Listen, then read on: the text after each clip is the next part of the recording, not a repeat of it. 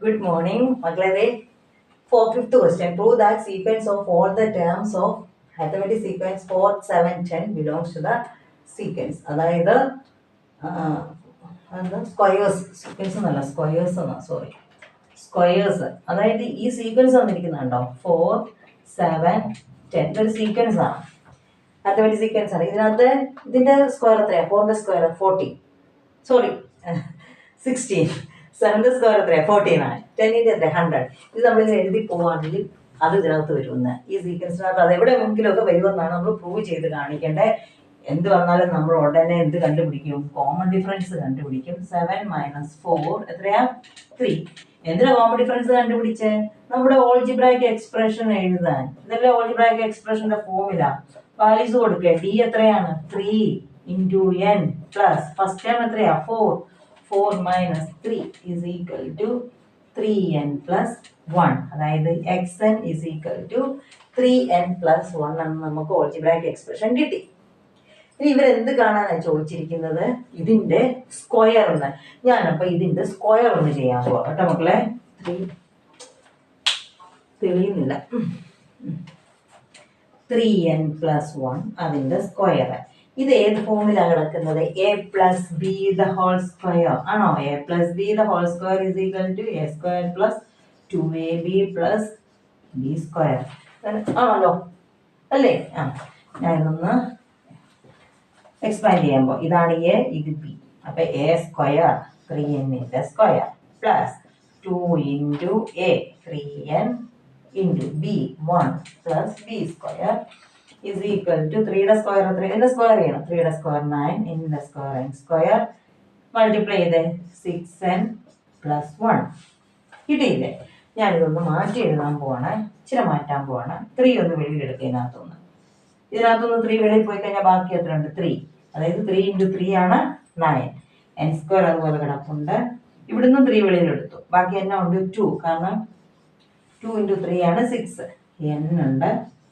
ബാക്കി പ്ലസ് 1 അത് മാറ്റി മേളിലോട്ട് എഴുതാതെ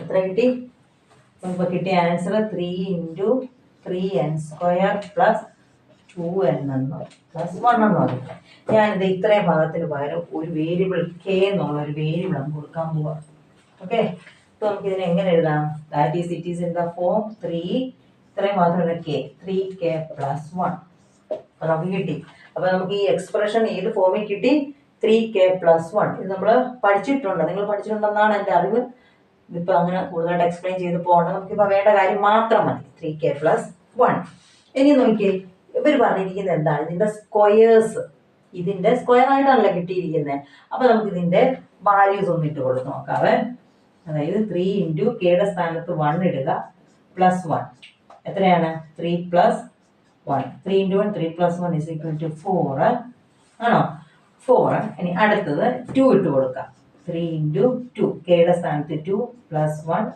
and 6 plus 1 that is equal to 7 ഇനി 3യുടെ kയുടെ സ്ഥാനത്ത് 3 അപ്പം 3 × 3 plus 1 ഈ ഫോമുല കേട്ടോ ഇതെന്ന് പറഞ്ഞാൽ 3k plus 1 ആണ് 3യുടെ സ്ഥാനത്ത് ആദ്യം 1 ഇട്ടു പിന്നെ 2 ഇട്ടു 3 ഇട്ടു 9 plus 1 10 ഇതൊക്കെ നമ്മുടെ സീക്വൻസ് തന്നെയാണ് വരുന്നത് 4 7 എന്നുള്ള സീക്വൻസ് തന്നെയാണ് വരുന്നത് നമ്മൾ ഇനി ഈ കിട്ടിയ ആൻസറുകളെ അപ്പൊ ഇത് നമ്മുടെ ഏതിന്റെ ഫോമിലാണ് സ്ക്വയറിന്റെ ഫോമാണിത് അവരെ സ്ക്വയർ ചെയ്യാൻ പറഞ്ഞു അങ്ങനല്ലേ പറഞ്ഞു ഇതിന്റെ സ്ക്വയർ എന്നല്ലേ അപ്പൊ നമ്മൾ ആദ്യം ഇവരുടെ ഓൾജിബ്രായിക്ക് എക്സ്പ്രഷൻ ഉണ്ടാക്കി ഓൾജിബ്രായിക്ക് എക്സ്പ്രഷൻ ഉണ്ടാക്കിയപ്പോൾ നമുക്ക് എന്നാ കിട്ടിയായിരുന്നു 3n plus 1 എന്ന് വന്നായിരുന്നു ഓർക്കുന്നില്ലേ xn is equal to അതിന്റെ സ്ക്വയർ ആണ് ഈ കണ്ടുവച്ചത് സ്ക്വയർ ചെയ്തപ്പോഴാണ് നമുക്ക് ഇങ്ങനെ കിട്ടിയത് അപ്പൊ ഇത്രയും ഭാഗത്തിന് പകരം നമ്മൾ എന്നാ കൊടുത്തു k അപ്പൊ ഇത് ഇതിപ്പോ ഏത് രൂപത്തിലുള്ളതിന്റെയാണ് ഇതിന്റെ സ്ക്വയറിന്റെ ഈ ഓൾജിബ്രായിക്ക് എക്സ്പ്രഷന്റെ സ്ക്വയർ രൂപമാണ് ഇത് മനസ്സിലായില്ലേ മക്കളെ എങ്ങനെ സ്ക്വയർ രൂപം എന്ന് കിട്ടിയത് അതായത് നമ്മൾ ആദ്യം ഓൾജിബ്രായിക്ക് എക്സ്പ്രഷൻ ഉണ്ടാക്കി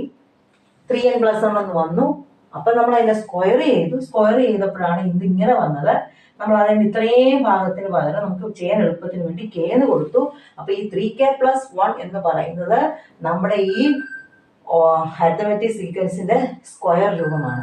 ഇനി നമുക്ക് ഈ കിട്ടിയിരിക്കുന്നത്, അപ്പൊ നമ്മൾ അവിടെല്ലാം കേക്ക് 1 ഇട്ട് കൊടുത്തു. അപ്പൊ ഇത് സ്ക്വയറുകളായി കണ്ടുപിടിച്ചിരിക്കുന്നത് ഇട്ട് കൊടുത്തു. അപ്പൊ നമ്മൾ ആദ്യമേ 4നെ നമ്മുടെ കോമൺ ഡിഫറൻസ് ആയിട്ടുള്ള 3 കൊണ്ട് ഡിവൈഡ് ചെയ്തു.